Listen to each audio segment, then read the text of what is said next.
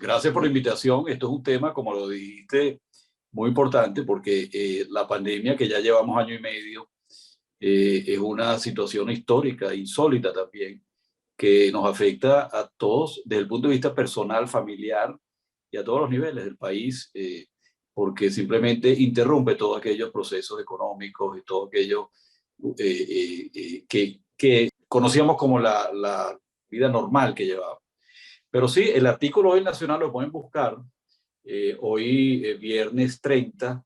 Realmente, cuando yo dije es una pandemia, no vacunados, no necesariamente la pandemia se está enfocando solo en los que no están vacunados. Los que están vacunados también pueden tener COVID, pero se espera que haya una protección, o sea, una disminución del número de personas que tienen COVID sintomáticos, pero además lo más importante, una disminución de aquellas personas vacunadas que van con COVID a los hospitales y más aún que fallecen.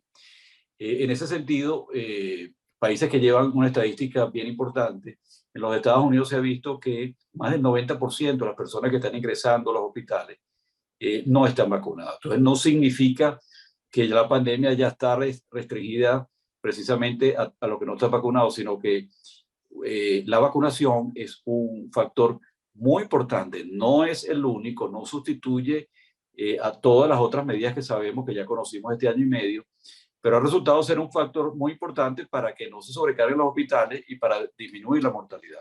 Esto se ha repetido no solo en los Estados Unidos, sino en España, aunque el número es menor, alrededor más del 80% de las personas que están ingresando a los hospitales no están vacunadas.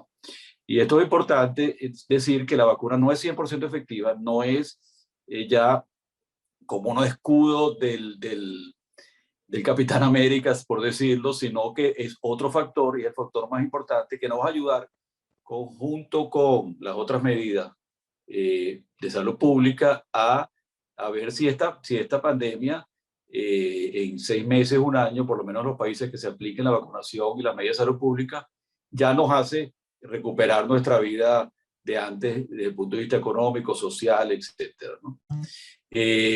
Realmente, cuando uno le preguntan a uno cuántas personas en Venezuela están vacunadas y cuántas no están vacunadas, no hay una información oficial que sea totalmente confiable, porque hay discrepancia entre las cifras oficiales de las vacunas que se han recibido y las vacunas que aparentemente se han colocado. Pero en términos generales, hay una gran desigualdad en América Latina y la región de las Américas, porque hay países, por ejemplo, como en Centroamérica, Haití, que menos del 1% de la población se ha vacunado, y hay países que tienen más del 50% de la población vacunada, como es el caso de Chile y México. En el caso de Venezuela se estima, repito, estos no son números exactos, que entre el 5 y el 10% como máximo han estado vacunados. Esto es muy por debajo de lo que necesitamos ya para año y medio de pandemia, porque sabes que para alcanzar lo que se llama inmunidad de grupo rebaño, sobre todo con estas variables que son más agresivas, necesitas por encima del 60-70% de vacunación. Entonces, al ritmo que vamos de lentitud, ya comprendemos que no serán meses, sino años en alcanzar este porcentaje de vacunación. Las cifras en países del área de las Américas y del Caribe, el que más tiene las cifras más altas, repito, es Chile en Sudamérica y los Estados Unidos, que están más del 70% de vacunados con las 2 dosis. O sea, porque recuerda que cuando uno dice vacunación total es cuando tienen por lo menos 15 días después de la segunda dosis, en el caso de las vacunas que se colocan 2 dosis, que Johnson Johnson es la única que se está colocando una sola dosis. Entonces, aquellas porcentajes de población que tienen más de 15 días después de la segunda dosis, es que uno dice que están completamente vacunados o ofrecen el porcentaje que tú lees en las noticias pues, de efectividad, ¿no? Bueno, yo creo que con eso ya podemos responder la primera pregunta, ¿no?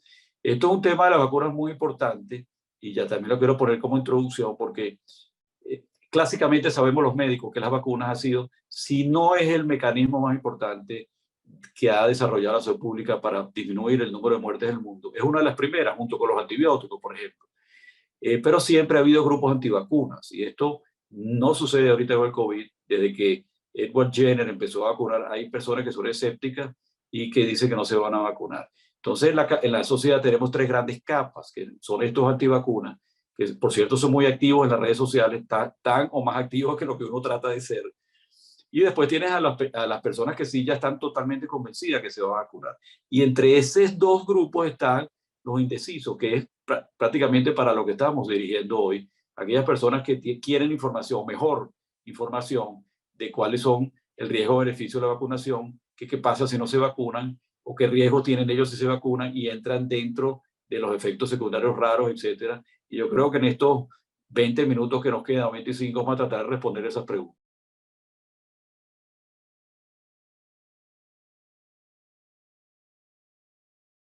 Que llevamos ya prácticamente más de 10 meses de experiencia de vacuna y ya está en la mayoría de los países desarrollados y los países de menos ingresos muy claro que el riesgo de contraer COVID y fallecer o que le dé COVID persistente es mucho mayor que el riesgo que la gente presenta de tener efectos secundarios. Sabes que las vacunas tienen en los primeros 2 o 3 días, no solo la de COVID, sino la mayoría de las vacunas, puede tener un efecto secundario transitorio, como dolor de cabeza, fiebre, mareos, malestar general, etcétera. Pero eso a los 2 o 3 días debe disminuir sin problema. Y hay unos efectos que es que la gente tiene más miedo, que son los efectos raros de la vacuna. Cuando digo raro, es cuando suceden en 1 en 100.000, 1 en 500.000, 1 en 1 millón. Esos efectos secundarios los tienen todas las vacunas, pero son muy pocos ya. Y te repito, tenemos 10 meses de probando las vacunas, no solo este año, sino desde el año pasado. Y la mayoría de los efectos secundarios raros suceden a los 3 o 4 meses de la vacuna, históricamente. Y ya llevamos más de 10 y todos esos efectos secundarios de trombosis, de senos cerebrales, Guillain-Barré, que tú has oído con una condición neurológica, que también ha presentado vacuna, son muy pocos en relación a los millones que se han colocado de vacunas. Y ya llevamos más de, yo no sé, miles, yo creo que son 2 billones de vacunas, más de 2 billones de vacunas colocadas. Y si se va a presentar alguno de estos efectos raros, históricamente ya se deberían haber presentado. Esto no está diciendo por ninguna manera de que esta vacuna no sigue una evaluación intensiva persistente, pero por lo menos la balanza hoy en día es que el riesgo de tener COVID o sus consecuencias es mucho más alto que el riesgo que te ofrece de ponerte la vacuna. Este es el primer concepto.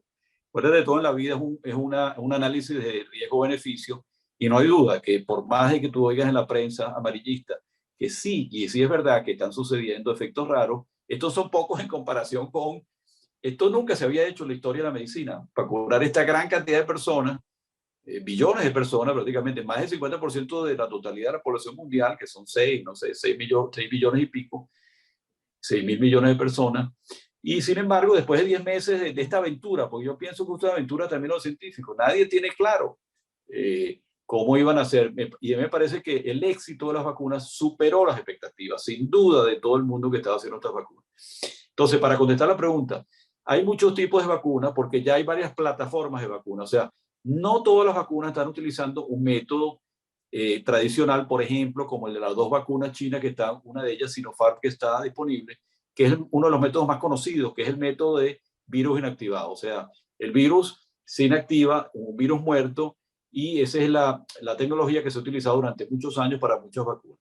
Y estos son los 2 vacunas provenientes de China, que uno Sinopharm, que la llamaron Verocell porque la cajita está todo en chino, lo único que se puede leer es Verocell, entonces las personas dijeron que esta vacuna es Verocell, pero es Sinopharm. Y la otra vacuna es la que se colocó en más del 50% en Chile, que es Sinovac. Y por noticias de prensa vemos que el COVAX, que es este sistema que nos va a traer en los próximos meses de vacunas, va a traer las 2 chinas, que es Sinovac y Sinopharm. Y después hay otra tecnología que es más nueva, la tecnología de RNA mensajero no se había probado en vacuna. Se había hecho investigación para este virus de ébola, pero no se había probado. Y entre ellas está una tecnología que es intermedia, que tampoco tenía mucha prueba, que es la de vectores virales. Simplemente agarran un virus que es inofensivo y le colocan un material genético dentro del virus, de manera de que el virus que es inofensivo no produzca enfermedad y ese material genético desarrolla una respuesta a los anticuerpos contra la espiga, que es esas espigas que sobresalen en la foto que ustedes ven el coronavirus. Entonces, básicamente, aunque hay más plataformas tecnológicas, las que estamos disponibles son solo 3. La nueva, que es RNA mensajero, que es de Pfizer y Moderna. Las intermedias, si la podemos llamar en desarrollo de tecnología a través del tiempo, que es la RNA mensajero, que es AstraZeneca, que no ha llegado a Venezuela porque la trancaron porque mientras había esos problemas raros de trombosis cerebral, la parte oficial dijo que no entraba a Venezuela, y cosa creo es un error. Eso se puede rediscutir porque es una de las vacunas que más se produce en el mundo y todavía nos protege sobre estas formas severas de la enfermedad. Y aparte de eso tenemos Sputnik, que es la rusa, y también vendrán otras, porque recuerda que hay más de 150, 200 vacunas que en cualquier momento van a ser aprobadas en fase 3 y vendrán otras. Entonces, esas son las vacunas que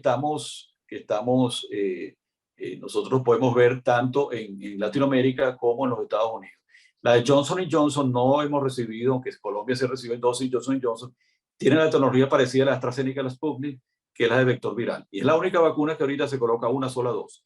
Cuando me preguntaste por qué 2 dosis, porque se ha visto que la primera dosis lo que hace es estimular, o para que el cuerpo conozca por primera vez ese antígeno, esa proteína de espiga, y la segunda dosis hace que ya tú tienes una respuesta inicial y funciona como un refuerzo o un booster, lo que se llama en inglés, y la respuesta a la segunda dosis usualmente de anticuerpos es mayor que la primera, y por eso es esa combinación de 2 dosis.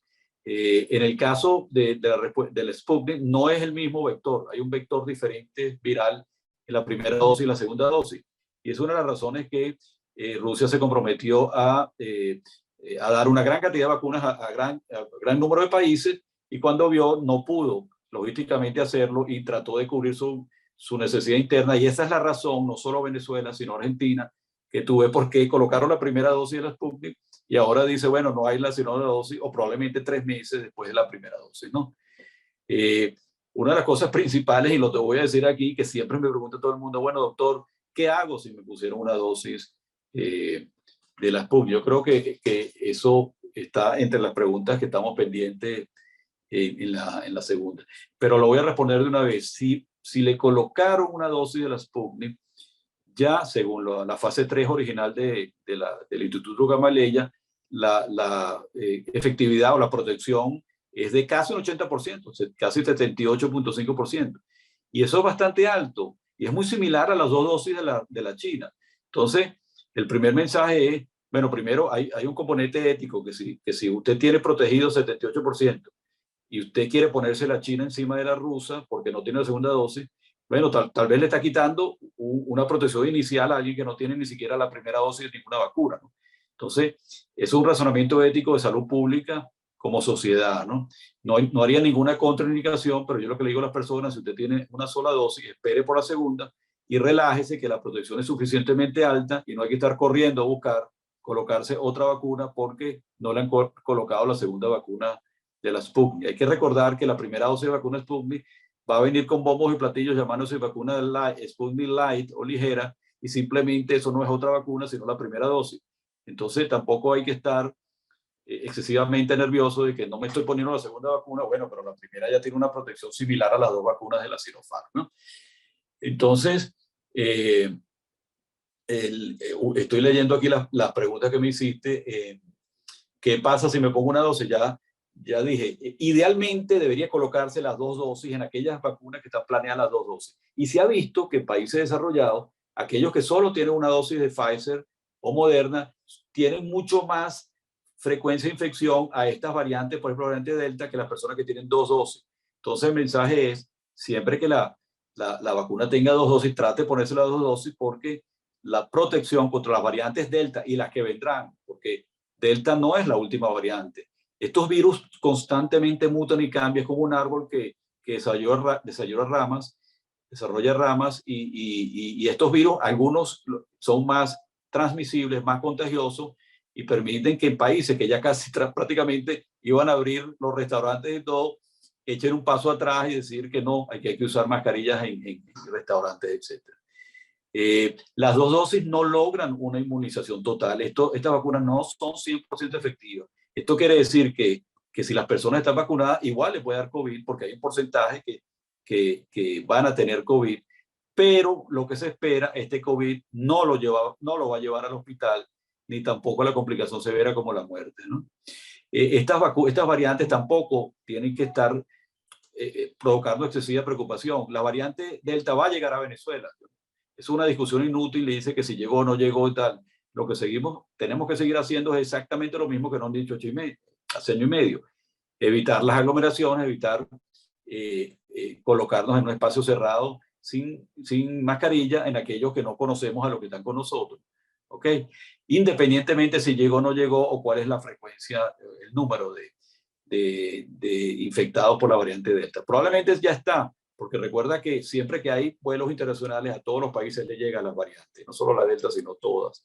Pero dependiendo también de, como Venezuela tiene una disminución del puente aéreo, es probable que nos retrasemos también y no seamos como Estados Unidos y el Reino Unido, que en cuestión de 2 meses ya más del 80% de las infecciones son por la Delta.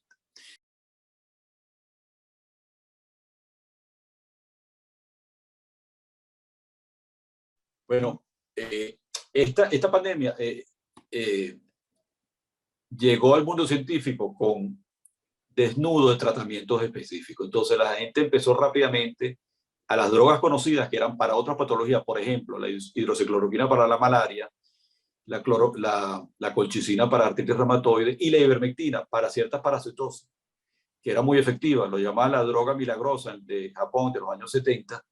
Rápidamente empezaron, como no había tiempo de desarrollar nuevas medicinas para esto, bueno, vamos a hacer una cosa, las que tenemos, vamos a hacer estudios in vitro, sea en laboratorio, y cuando estas son efectivas contra el virus, vamos a tratar de probarlas rápidamente en la población.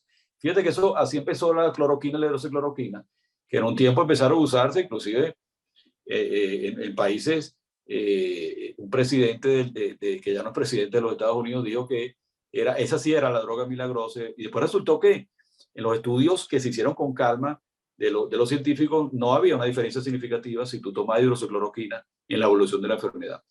Con la ivermectina pasa una cosa un poco diferente, porque la ivermectina es una droga que ya se utilizaba en los países de tercer mundo de desarrollo, porque es una droga antiparasitaria, y sí había evidencia que en el laboratorio podría ser efectiva la ivermectina, pero que la dosis para el COVID tenía que ser 15 o 20 veces superior a la que se utilizaba para parasitosis, y esto podría ser tóxico. Y de ahí empezaron a aparecer una gran cantidad de trabajos, uno que funcionaba, no funcionaba, pero recuerda que el mundo científico es muy exigente y tiene que tener un análisis de todos los pares científicos del mundo. Y hasta el momento, cuando la mayoría de los expertos en esto analizan los trabajos de ivermectina, dicen que no hemos llegado a un nivel de evidencia como para utilizarla ampliamente. Entonces, yo pienso que también te puede dar una falsa sensación de seguridad, porque dice, bueno, ya yo estoy protegido, ya tomo mi ivermectina, yo puedo hacer cualquier cosa. Entonces, en conclusión, nosotros no, por lo menos la Sociedad Venezolana de Infectología y los que pertenecemos, no nos parece que la ivermectina es una droga de ser utilizada ni para profilaxis, ni para tratamiento en estos momentos. Todavía quedan ciertos estudios grandes para terminar de ponerle un sello a eso, pero aunque no es definitivo, nosotros no lo estamos utilizando.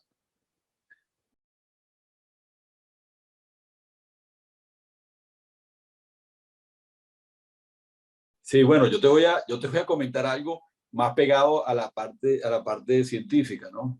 Eh, esto es un tema candente en toda parte del mundo. Recuerda que las libertades individuales son, sobre todo en el mundo occidental, son buscadas y cuando le quieren imponer el mundo occidental cualquier cosa, siempre va a haber personas que dicen, no, yo tengo la libertad de elegir lo que sea.